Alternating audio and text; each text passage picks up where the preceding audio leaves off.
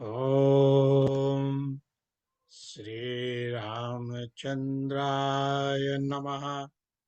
श्रीपरमेश्वराय नमः। श्रीसीतापतये नमः। एक बार पार्वती जी ने कहा कि प्रभु, मैं आपके सामने इतनी सुंदर ब्रह्मांड की, इस दुनिया की सबसे सुंदर नारी बैठी हूँ, और फिर भी आप मुझे न देख करके अ, किसके ध्यान में इतने खोए रहते हैं, किसके ध्यान में मग्न रहते हैं। भगवान भोलेनाथ मुस्कुराए और उस समय उन्होंने कुछ नहीं कहा। और बहुत काल बीत जाने पर एक बार उन्होंने पार्वती जी के पुनः पूछने पर उन्होंने कहा कि राम रामेति रामेति रमे रामे मनोरमे सहस्त्र नाम ततुल्यम राम नाम वरानने। कि मैं जो राम का नाम भजता हूं ना, तुम भी इसी नाम को भजो। ये राम का नाम बड़ा अद्भुत है। ये राम राजमणि है। ये राम का नाम भजने वाला सदा विजयी होता है। और अब बड़े बड़े लोग, बड़े बड़े निशाचरों का केवल राम का नाम लेने से ही अंत हो जाता है। इस तरह की बातें भगवान भोलेनाथ ने माँ पार्वती को बताई। तब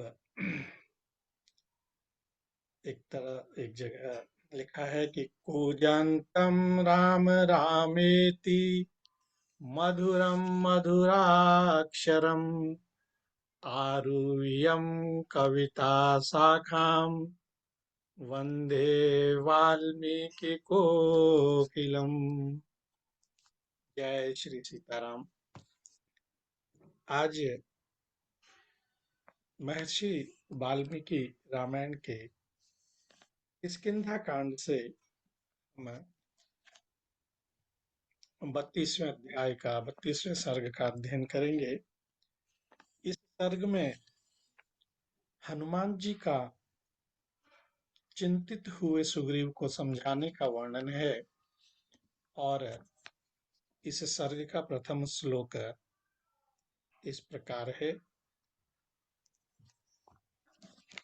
अंगदस्य वचः श्रुत्वा सुग्रीवः सचिवे सह लक्ष्मणं कुपितं श्रुत्वा मुमोचासनात्मवान्।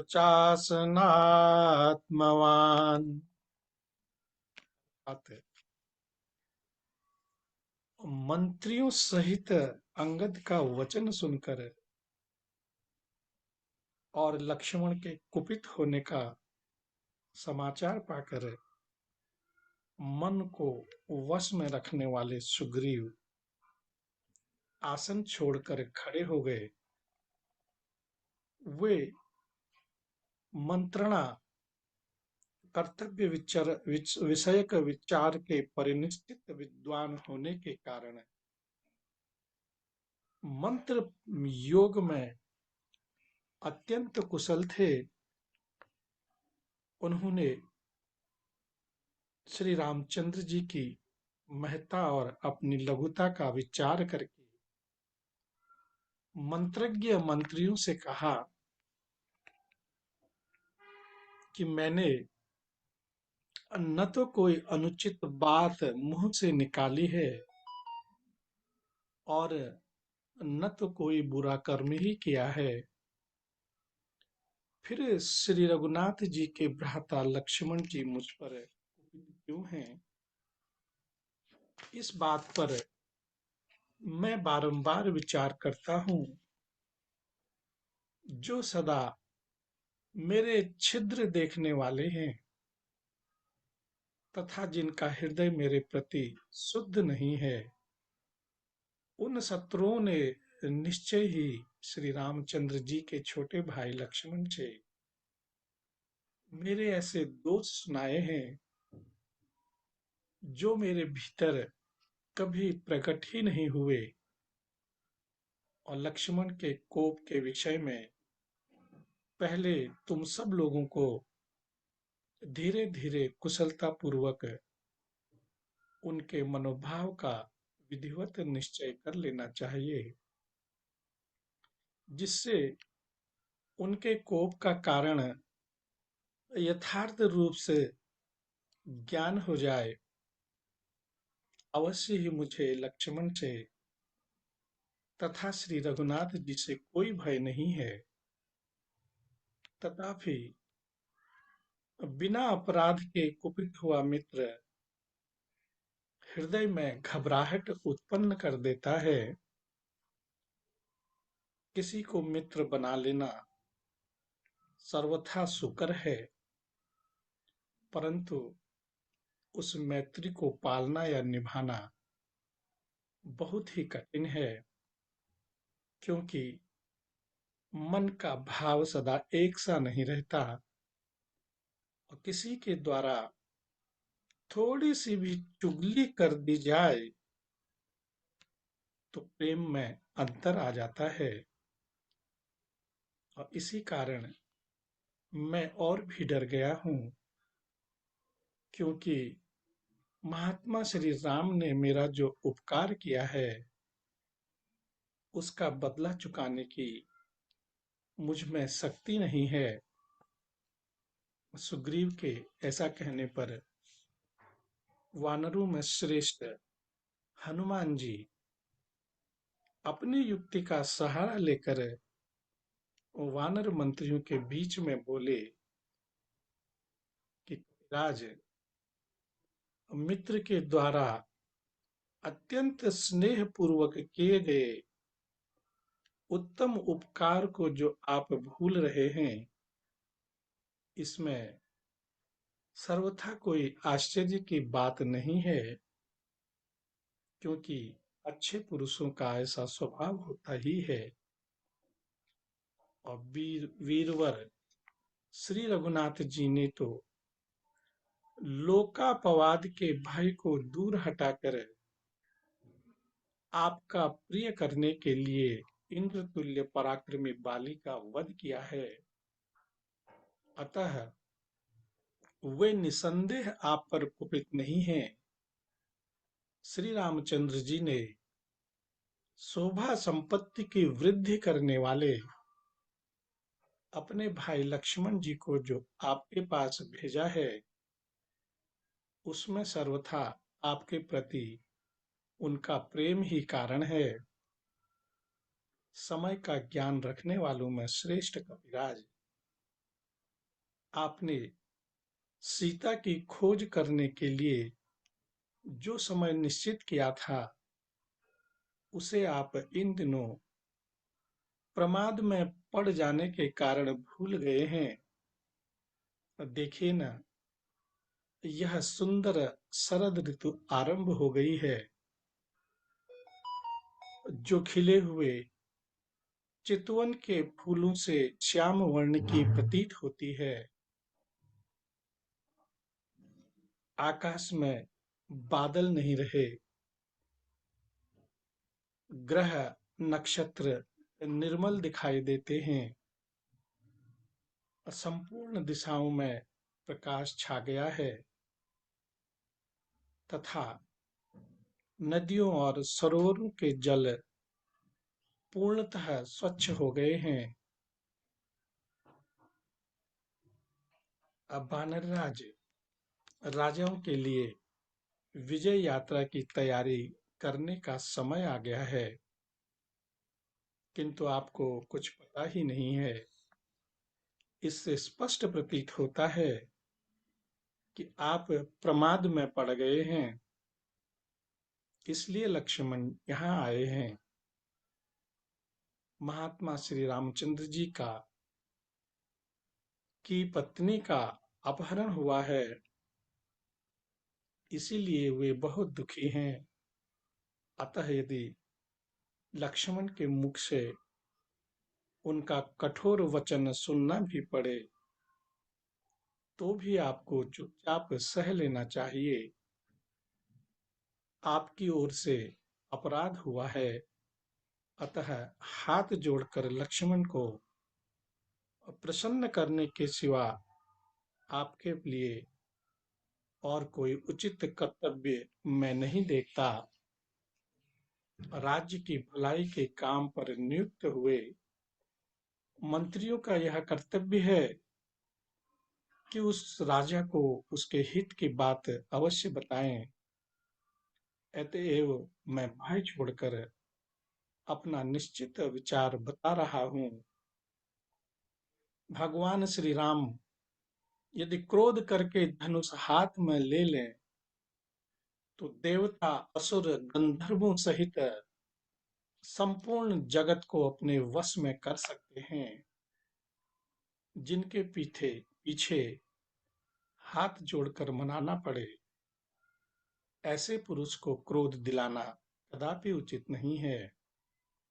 और विशेषतः वह पुरुष जो मित्र के किए हुए पहले उपकार को याद रखता हो और कृतज्ञ हो, इस बात का अधिक ध्यान रखे। राजन, इसलिए आप पुत्र और मित्रों के साथ मस्तक झुकाकर उन्हें प्रणाम कीजिए और अपनी प्रतिज्ञा पर अटल रहिए। जैसे पत्नी और पत्नी के जैसे पत्नी अपने पति के वश में रहती है, उसी प्रकार आप सदा श्री रामचंद्र जी के अधीन रहिए। वानरराज, श्री राम और लक्ष्मण के आदेश की आपको मन से भी उपेक्षा नहीं करनी चाहिए। देवराज इंद्र के समान तेजस्वी लक्ष्मण सहित श्री रघुनाथ जी के अलौकिक बल का ज्ञान तो आपके मन को है ही।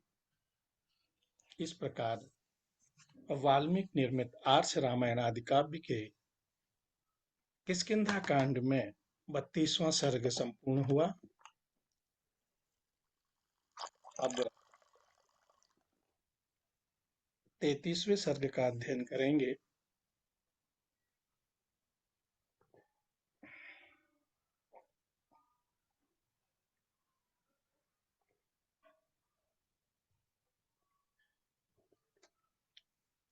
सर्ग में लक्ष्मण का किष्किंधापुरी की शोभा देखते हुए सुग्रीव के महल में प्रवेश करके क्रोधपूर्वक धनुष को टंकारना, भयभीत सुग्रीव का तारा को उन्हें शांत करने के लिए भेजना तथा तारा का समझा बुझाकर उन्हें अंतःपुर में ले आने का वर्णन है।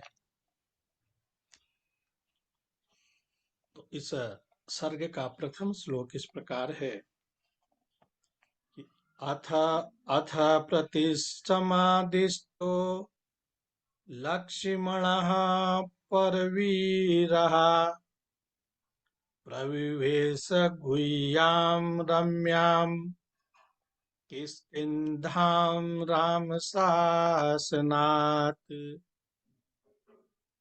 अर्थात इधर गुफा में प्रवेश करने के लिए अंगद के प्रार्थना करने पर शूर वीरों का संहार करने वाले लक्ष्मण ने श्री राम की आज्ञा के अनुसार किष्किंधा नामक रमणीय गुफा में प्रवेश किया। किष्किंधा के द्वार पर जो विशाल शरीर वाले महाबली बानर थे, वे सब लक्ष्मण को देखकर हाथ जोड़कर खड़े हो गए। दशरथ नंदन लक्ष्मण को क्रोध पूर्वक लंबी सांस खींचते देखकर वे सब बानर अत्यंत भयभीत हो गए। इसलिए वे उन्हें चारों ओर से घेर कर उनके साथ साथ नहीं चल सके।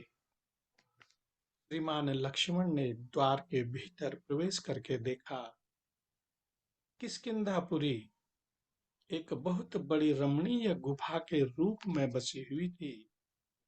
वह रत्नमयी पुरी नाना प्रकार के रत्नों से भरी पूरी होने के कारण दिव्य शोभा से संपन्न है। वहां के वन उपवन फूलों से सुशोभित दिखाई दिए।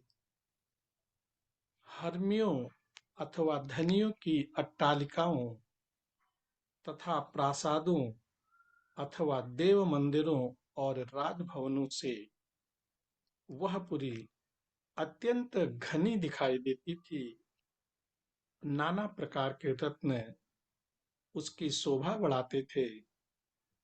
संपूर्ण कामनाओं को पूर्ण करने वाले फलों से युक्त खिले हुए वृक्षों से वह पुरी सुशोभित थी। वहां दिव्य माला और दिव्य वस्त्र धारण करने वाले परम सुंदर वानर, जो देवताओं और गंधर्वों के पुत्र तथा इच्छा अनुसार रूप धारण करने वाले थे, निवास करते हुए उस नगरी की शोभा बढ़ा रहे थे। वहां चंदन, अगर और कमलों की मनोहर सुगंध छा रही थी। उस पुरी की लंबी चौड़ी सड़कें भी मैरेय तथा मधु के आमोद से महक रही थी। उस पुरी में विंध्याचल तथा मेरु के समान ऊंचे ऊंचे महल बने हुए थे, जो कई मंजिल के थे। लक्ष्मण ने उस गुफा के निकट ही निर्मल जल से भरी हुई पहाड़ी नदियां देखीं। उन्होंने राजमार्ग पर अंगद का रमणीय भवन देखा और साथ ही वहां मैंद, द्विविद, गवय, गवाक्ष, गज, सरभ, बिंदुमाली, संपाति, सूर्याक्ष, हनुमान, वीरबाहु, सुबाहु, महात्मा नल, कुमुद, सुषेण, तार, जाम्बवान, दधिमुख, नील, सुपाटल और सुनेत्र, इन महामनस्वी वानर शिरोमणियों के भी अत्यंत सुदृढ़ श्रेष्ठ भवन लक्ष्मण को दृष्टिगोचर हुए। वे सब के सब राजमार्ग पर ही बने हुए थे। वे सभी भवन श्वेत बादलों के समान प्रकाशित हो रहे थे। उन्हें सुगंधित पुष्पमालाओं से सजाया गया था। वे प्रचुर धन धान्य से संपन्न तथा रत्न स्वरूपा रमणियों से सुशोभित थे। वानर राज सुग्रीव का भवन सुंदर इंद्र सदन के समान रमणीय दिखाई देता था। उसमें प्रवेश करना किसी के लिए भी अत्यंत कठिन था। वह श्वेत पर्वत की चाहर दीवारी से घिरा हुआ था। कैलाश शिखर के समान श्वेत प्रासाद शिखर तथा समस्त मनोरथों को पूर्ण करने वाले फलों से युक्त पुष्पित दिव्य वृक्ष और उस राजभवन की शोभा बढ़ाते थे। वहां इंद्र के दिए हुए दिव्य फल फूलों से संपन्न मनोरम वृक्ष लगाए गए थे, जो परम सुंदर नीले मेघ के समान श्याम तथा शीतल छाया से युक्त थे। और अनेक बानर, बलवान बानर, हाथों में हथियार लिए उसकी ड्योढ़ी पर पहरा दे रहे थे। वह सुंदर महल दिव्य मालाओं से अलंकृत था और उसका बाहरी फाटक पक्के सोने का बना हुआ था। और महाबली सुमित्रा कुमार लक्ष्मण ने सुग्रीव के उस रमणीय भवन में प्रवेश किया, मानो सूर्य देव के मानो सूर्यदेव महान मेघ के भीतर प्रविष्ट हुए हों। उस समय किसी ने रोक टोक नहीं की। धर्मात्मा लक्ष्मण ने सवारियों तथा विविध आसनों से सुशोभित उस भवन की 7 ड्योढ़ियों को पार करके अब बहुत ही गुप्त और विशाल अंतःपुरी को देखा।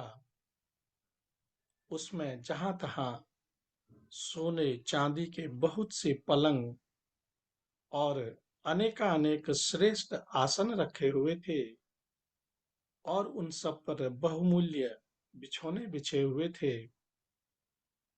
उन सबको उन सब से वह अंतःपुर सुसज्जित दिखाई देता था, जिसमें प्रवेश करते ही लक्ष्मण के कानों में संगीत की मीठी तान सुनाई पड़ी, जो वहां निरंतर गूंज रही थी, और वीणा के लय पर कोई कोमल कंठ से गा रहा था।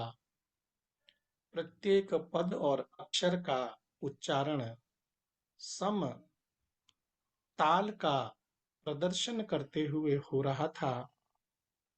यहाँ पर एक शब्द आया है, उच्चारण समताल। इसका इसकी व्याख्या इस प्रकार दी गई है कि संगीत में वह स्थान जहाँ गाने बजाने वालों का सिर या हाथ आप से आप हिल जाता है, वह स्थान ताल के अनुसार निश्चित होता है।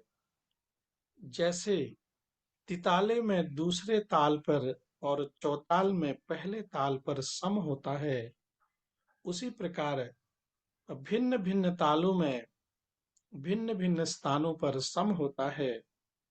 और वाद्यों का आरंभ और गीतों तथा वाद्यों का अंत इसी सम पर होता है, परंतु गाने बजाने के बीच बीच में भी सम बराबर आता रहता है। तो सम का ऐसा यहाँ पर की व्याख्या की गई है। तो आगे लिखा है कि महाबली लक्ष्मण ने सुग्रीव के उस अंतःपुर में अनेक रूप रंग की बहुत सी सुंदरी स्त्रियां देखी, जो रूप और यौवन के गर्व से भरी हुई थीं।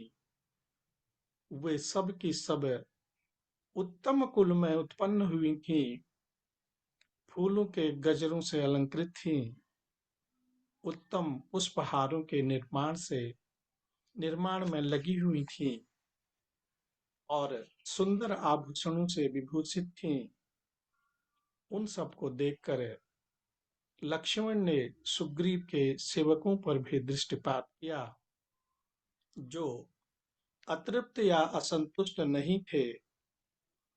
स्वामी के कार्य सिद्ध करने के लिए अत्यंत फुर्ती की उनमें कमी नहीं थी, तथा उनके वस्त्र और आभूषण भी निम्न श्रेणी के नहीं थे।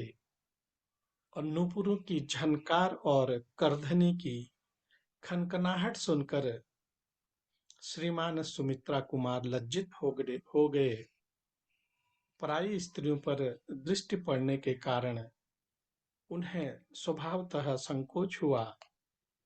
तत्पश्चात पुनः आभूषणों की झनकार सुनकर वीर लक्ष्मण रोष के आवेग से और भी कुपित हो उठे, और उन्होंने अपने धनुष पर टंकार दी, और जिसकी ध्वनि से समस्त दिशाएं गूंज उठी। रघुकुलोचित सदाचार का ख्याल करके महाबाहु लक्ष्मण कुछ पीछे हट गए और एकांत में जाकर खड़े हो गए।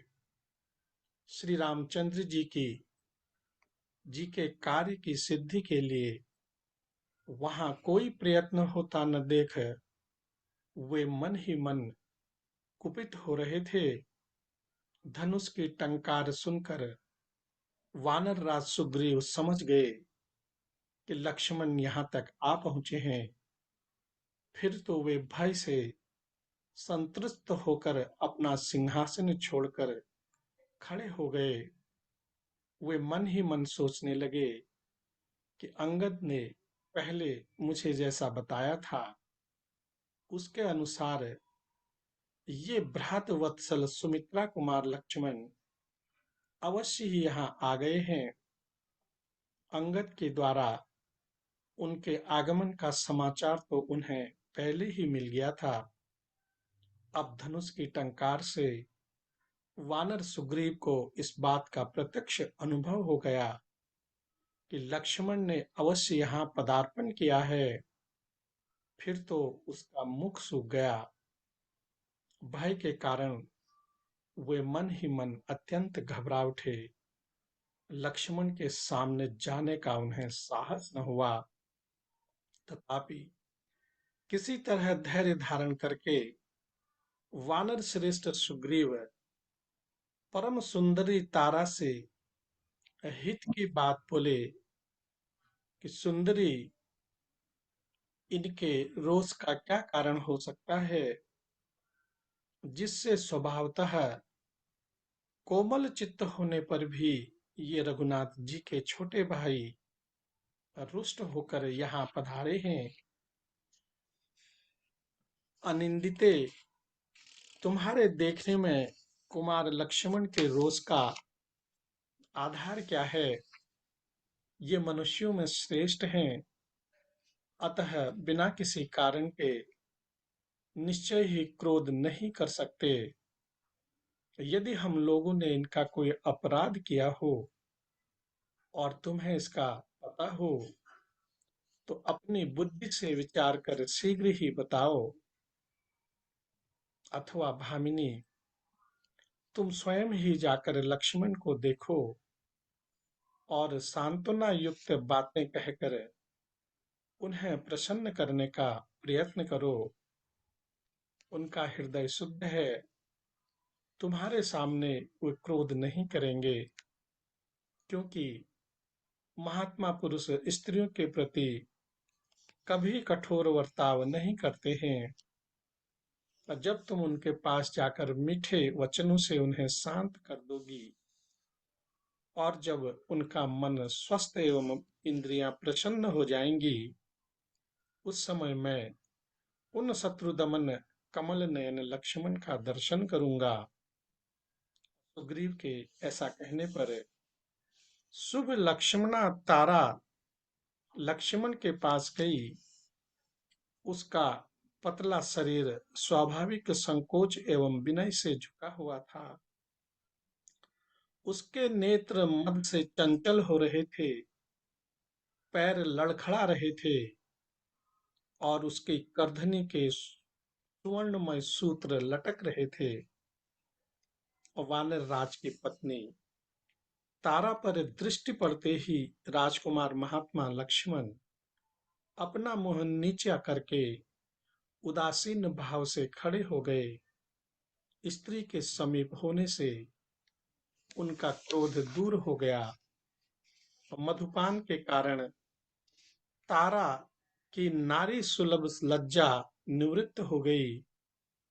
उसे राजकुमार लक्ष्मण की दृष्टि में कुछ प्रसन्नता का आभास मिला, इसलिए उसने स्नेह जनित निर्भीकता के साथ महान अर्थ से युक्त यह सांत्वनापूर्ण बात कही कि राजकुमार, आपके क्रोध का क्या कारण है? कौन आपकी आज्ञा के अधीन नहीं है? कौन निडर होकर सूखे वृक्षों से भरे हुए वन के भीतर चारों ओर फैलते हुए दावानल में प्रवेश कर रहा है? तारा के इस वचन में सांत्वना भरी थी, उसमें अधिक प्रेम पूर्वक हृदय का भाव प्रकट किया गया था।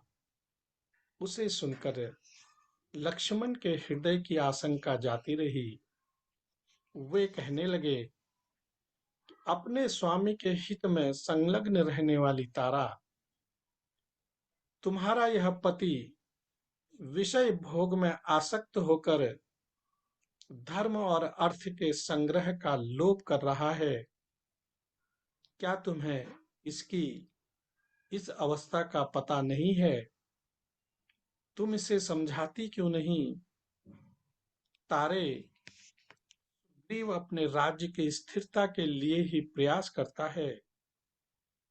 हम लोग शोक में डूबे हुए हैं, परंतु हमारी इसे तनिक भी चिंता नहीं होती है। यह अपने मंत्रियों और राज्यसभा के सदस्यों सहित केवल विषय भोग का ही सेवन कर रहा है।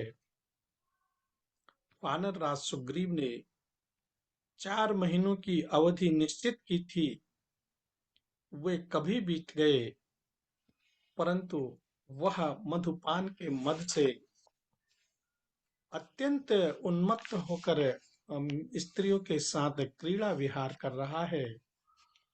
उसे बीते हुए समय का पता ही नहीं है। धर्म और अर्थ की सिद्धि के निमित्त प्रयत्न करने वाले पुरुष के लिए इस तरह मद्यपान करना अच्छा नहीं माना जाता, क्योंकि मद्यपान से अर्थ, धर्म और काम तीनों का ही नाश होता है, और मित्र के किए गए उपकार का यदि इस अवसर आने पर भी बदला न चुकाया जाए तो धर्म की हानि होती है, और गुणवान मित्र के साथ मित्रता का नाता टूट जाने पर अपने अर्थ की भी बहुत बड़ी हानि उठानी पड़ती है। मित्र दो प्रकार के होते हैं, एक तो अपने मित्र के अर्थ साधन में तत्पर होता है, और दूसरा सत्य एवं धर्म के ही आश्रित रहता है। तुम्हारे स्वामी ने मित्र के दोनों ही गुणों का परित्याग कर दिया है। वह न तो मित्र का कार्य सिद्ध करता है और न स्वयं ही धर्म में स्थित है। ऐसी स्थिति में प्रस्तुत कार्य की सिद्धि के लिए हम लोगों को भविष्य में क्या करना चाहिए? हमारे लिए जो समुचित कर्तव्य हो उसे तुम ही बताओ, क्योंकि तुम कार्य के तत्व को जानती हो। लक्ष्मण का वचन धर्म और अर्थ के नियम से निश्चय से संयुक्त था।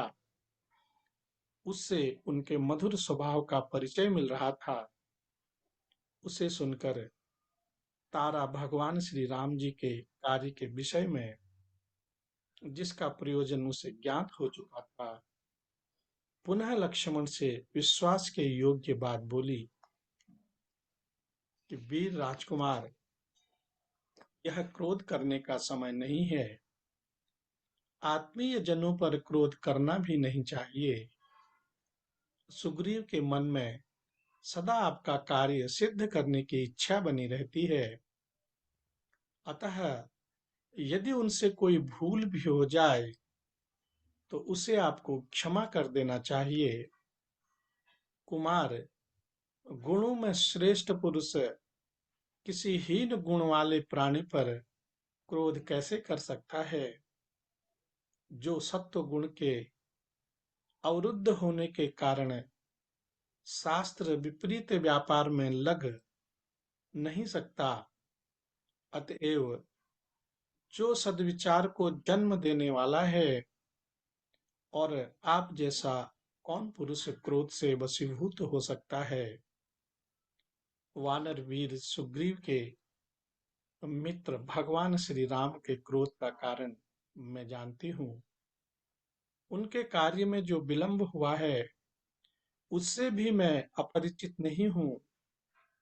सुग्रीव का जो कार्य आपके अधीन था और जिसे आप लोगों ने पूरा किया है, उसका भी मुझे पता है, तथा इस समय जो आपका कार्य प्रस्तुत है उसके विषय में हम लोगों का क्या कर्तव्य है, इसका भी मुझे अच्छी तरह ज्ञान है।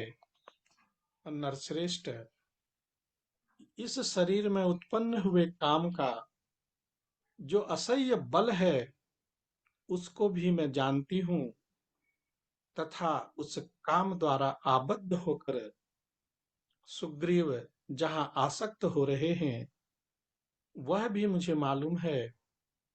साथ ही इस बात से भी मैं परिचित हूँ कि कामासक्ति के कारण ही इन दिनों सुग्रीव का मन दूसरे किसी काम में नहीं लगता। आप जो क्रोध के वशीभूत हो गए हैं, इससे जान पड़ता है कि काम के अधीन हुए पुरुष की स्थिति का आपको बिल्कुल ज्ञान नहीं है। वानरों की तो बात ही क्या है। कामासक्त मनुष्य को भी देश, काल, अर्थ और धर्म का ज्ञान नहीं रह जाता। उनकी ओर उसकी दृष्टि नहीं जाती। और विपक्षी वीरों का विनाश करने वाले राजकुमार वानर राज सुग्रीव विषय भोगों में आसक्त होकर इस समय मेरे ही पास थे। काम के आवेश में उन्होंने अपनी लज्जा का परित्याग कर दिया है, तो भी उन्हें अपना भाई समझकर क्षमा कीजिए। जो निरंतर धर्म और तपस्या में ही संलग्न रहते हैं, जिन्होंने मोह को अवरुद्ध कर दिया है, अविवेक को दूर भगा दिया है, वे महर्षि भी कभी कभी विषयाभिलाषी हो जाते हैं। फिर जो स्वभाव से ही चंचल वानर है, वह राजा सुग्रीव सुख भोगने में क्यों न आसक्त हो।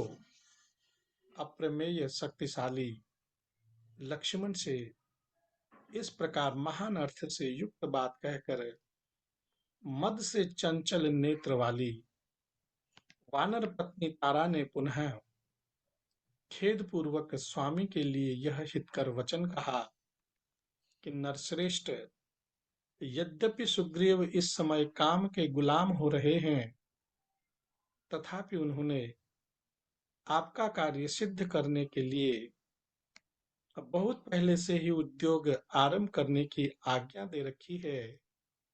इसके फलस्वरूप इस समय विभिन्न पर्वतों पर निवास करने वाले लाखों और करोड़ों वानर, जो इच्छा अनुसार रूप धारण करने में समर्थ एवं महान पराक्रमी हैं, यहाँ उपस्थित हुए हैं। महाबाहो, दूसरे की स्त्रियों को देखना अनुचित समझकर जो आप भीतर नहीं आए, बाहर ही खड़े रह गए, इसके द्वारा आपने सदाचार की रक्षा की है। अतः अब भीतर आइए।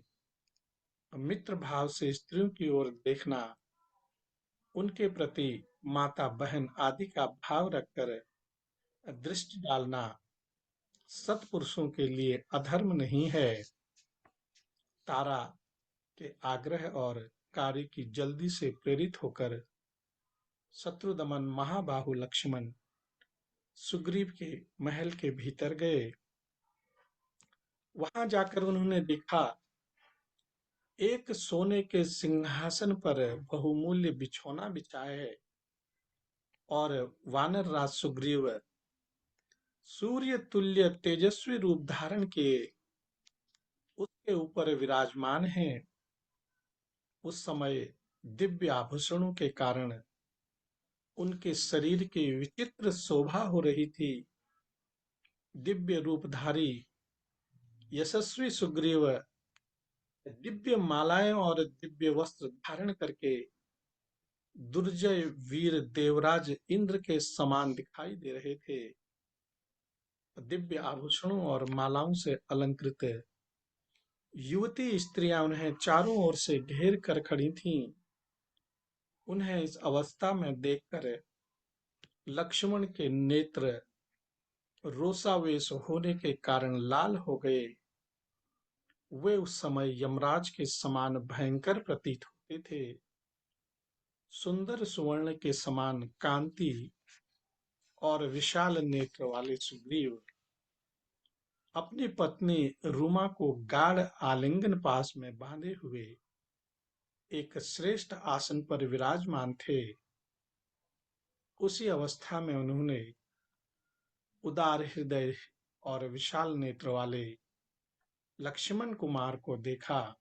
सुमित्रा कुमार लक्ष्मण को देखा और इस प्रकार श्री वाल्मीकि निर्मित आर्ष रामायण आदि काव्य के किष्किंधा कांड में 33वां सर्ग पूरा हुआ। अब 34वें सर्ग का अध्ययन करते हैं। इस सर्ग में सुग्रीव का लक्ष्मण के पास जाना और लक्ष्मण का उन्हें फटकारने का वर्णन है।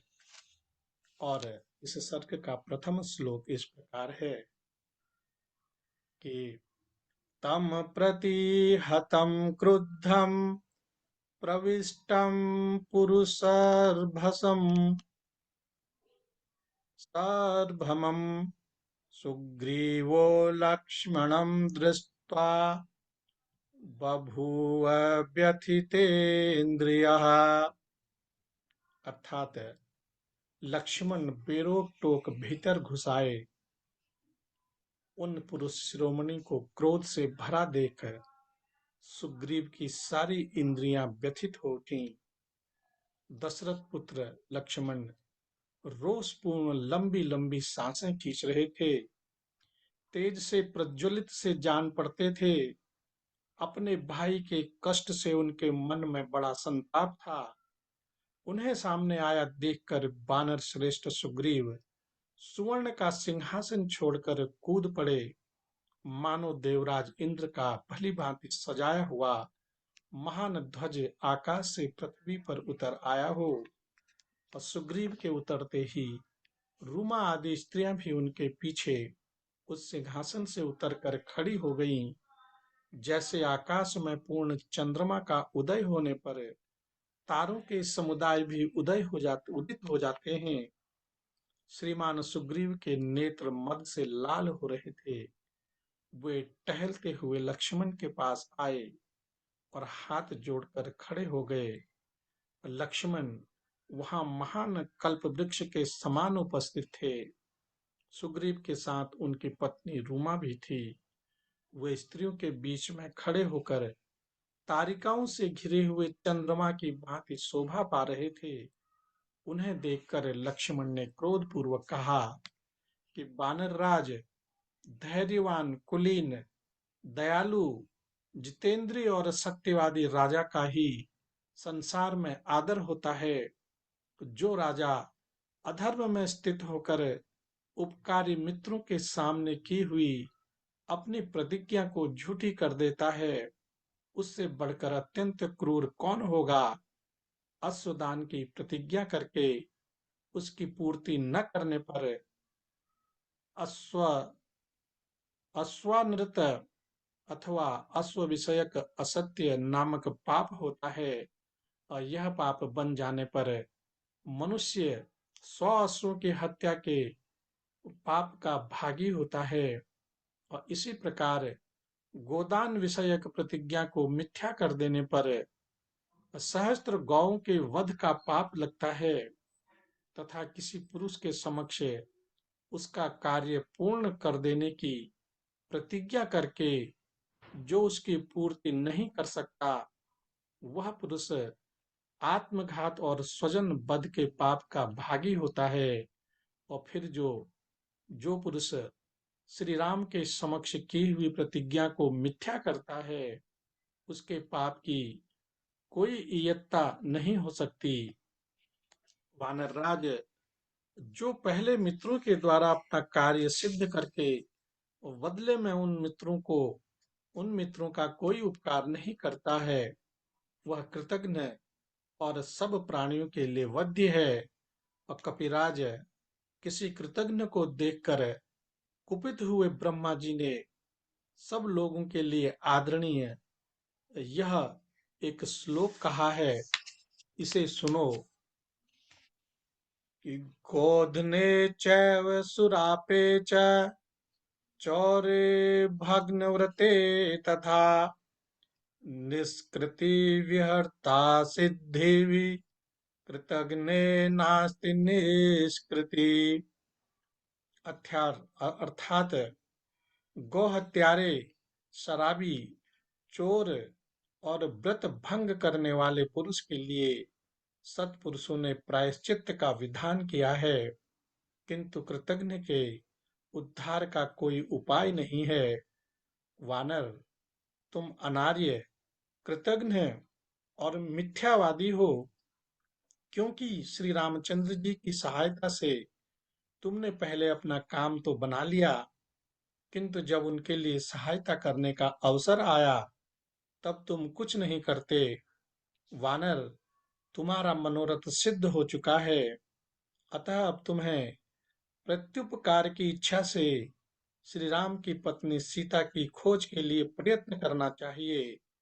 परंतु तुम्हारी दशा यह है कि अपनी प्रतिज्ञा को झूठी करके ग्राम्य भोगों में आसक्त हो रहे हो। श्री रामचंद्र जी यह नहीं जानते हैं कि तुम मेढक की सी बोली बोलने वाले सर्प हो। जैसे सांप अपने मुंह में किसी मेढक को जब दबा लेता है, तब केवल मेढक ही बोलता है और दूर के लोग उसे मेढक ही समझते हैं, परंतु वह वास्तव में सर्प होता है। और वही दशा तुम्हारी है, और तुम्हारी बातें कुछ और हैं और स्वरूप कुछ और। महाभाग रामचंद्र जी परम महात्मा तथा दया से द्रवित हो जाने वाले हैं। अतएव तुम्हें उन्होंने तुम जैसे पापी और दुरात्मा को भी वानरों के राज्य पर बिठा दिया। और यदि तुम महात्मा श्री रघुनाथ जी के किए हुए उपकार को नहीं समझोगे, तो शीघ्र ही उनके बाणों से मारे जाकर बाली का दर्शन करोगे।